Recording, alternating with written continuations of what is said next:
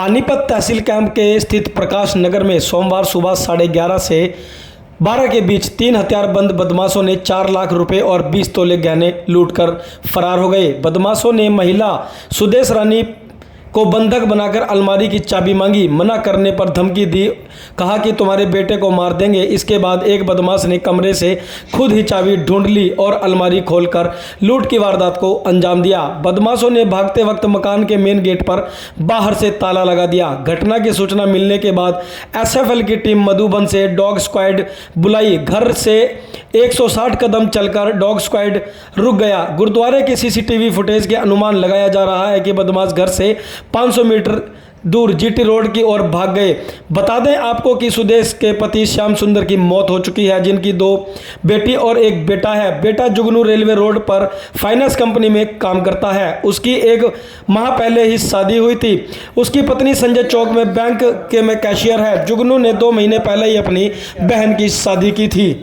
पीड़ित महिला ने बताया कि मैं करीब 11 बजे के आसपास में कमरे में खाना खा रही थी। इसी वक्त 3 युवक घर में घुसे। एक के हाथ में नीले रंग की फाइल थी। 2 कमरे में उसके पास आए और बोले, आंटी जी हम नगर निगम से हैं, आपके घर का प्रॉपर्टी टैक्स बकाया है। मैंने कहा हमारा प्रॉपर्टी टैक्स तो कंप्लीट है। फिर मैंने कहा बेटा तुम बैठो। मैंने जब उनको बैठने के लिए कहा तो एक मेरे पास बेड पर बैठ गया, दूसरे को बैठने के लिए कुर्सी दी। खाना छोड़ के मैं भी कुर्सी पर ही बैठ गई। अचानक ही मेरे पीछे बैठे बदमाश ने मेरा मुंह और गला दबा लिया। बेड पर बैठे एक युवक ने मेरे पैरों में फंसाकर मेरे हाथ को पकड़ लिया। तीसरे आके बाहर ही निकली थी अभी। मैंने कहा चल खाना खा लूँ। बाहर का गेट की चिटकनी लगी हुई थी। जैसे मैं खाना भी खोला ही था, एक आध 3 बंदे आए। 2 एक बाहर खड़ा, एक कमरे के बीच में खड़ा था, एक अंदर आ गया। कहता है आप कितने साल से रह रहे? मैं कहा भाई साहब क्या काम है? कहता है उसका पूछने आप कितने साल से रह रहे हो? मैं कहा हम इस मकान में 29-30 साल से रह रहे हैं। तो इतनी देर में ना मैंने कुर्सी वो बेड पे बैठ गया। मैं कहा मैं इसके साथ नहीं बैठती। मैंने दूसरी कुर्सी निकाली। मैं कहा लो भाई साहब बैठ जाओ। इतनी देर में एक आदमी मेरे पीछे खड़ा था। उसने जैसे ही मैं कुर्सी पे बैठी उसने मेरा मुँह दबा दिया। कहता अगर बोलेगी तो तेरे ऊपर गोली चला दूंगा। एक ने मेरे हाथ पकड़ लिए और पैर दबा दिए जोर से। ना मैं हिली ना डुली और ना मेरे को छोड़े कोई ना। मैं कहा मेरे को छोड़ तो दो, क्या हो गया? कहता हमारा एक आदमी जेल में है, हमने पैसे चाहिए, चाबी दो। मैं कहा मेरे पास चाबी नहीं है। कहता कहाँ है? मैं कहा मेरे पास नहीं है। कहते देख ले। मैं कहा देख लो चाबी नहीं है। कहते देखा उसने, सारा बेड उठाया, सारा कुछ देखा, उसको चाबी नहीं मिली। फिर वो एक दूसरा आदमी था, उसके हाथ में इतना बड़ा पेचकस था। एक आदमी मेरे पीछे मेरा मुंह दबा के खड़ा था, दूसरा मेरा हाथ पकड़ कर आगे खड़ा हुआ। मैं हिल डुल नहीं सकती थी। फिर एक तो ऊपर चला गया। ऊपर जाके पता नहीं उसने क्या निकाला क्या नहीं। आधा घंटा लगाया रहा ऊपर। मैं छुड़वाती रही। इन्होंने ना मेरे को बोलने दिया, ना मेरा सांस निकले। मेरा सांस औखा हो गया लेना।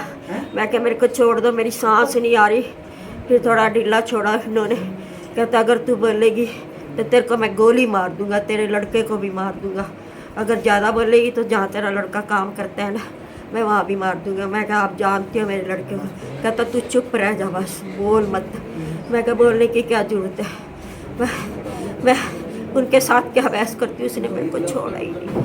इतनी देर में एक आदमी था, फिर उसने मेरे मुंह पे पट्टी बांध के ज़ोर से ऊपर चला गया। दूसरे ने मेरे हाथ और पैर पकड़ी रखे। फिर जब वो ऊपर गया, फिर 2 मिनट बाद नीचे आ गया। पता नहीं उनका काम हो गया होगा, देख दाख के। फिर क्या कुछ लेकर गए वो आंटी जी? मुझे नहीं पता क्या लेके गया, मैं नीचे थी, मेरे को तो बांध रखा था उन्होंने। क्या नाम है आपका?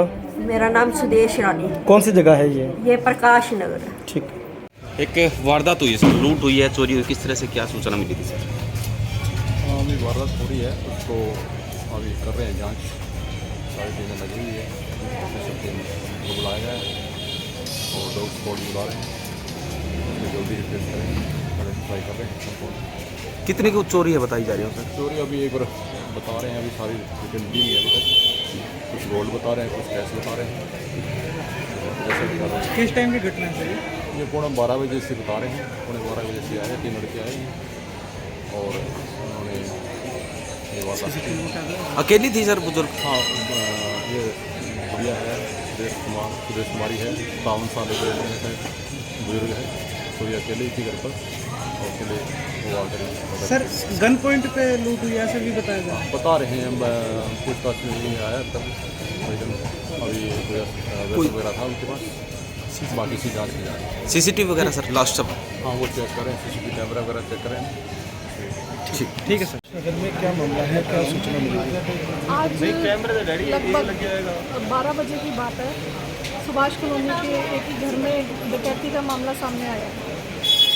सुनने को यही मिल रहा है कि 3 व्यक्ति आए थे, मुंह पे कपड़ा बांध के आए थे। बुजुर्ग महिला जो घर के अंदर रहती है उसको ये कह के आए थे कि हम हाउस टैक्स के बात करने के लिए आए हैं, हाउस टैक्स के विषय में बात करने में।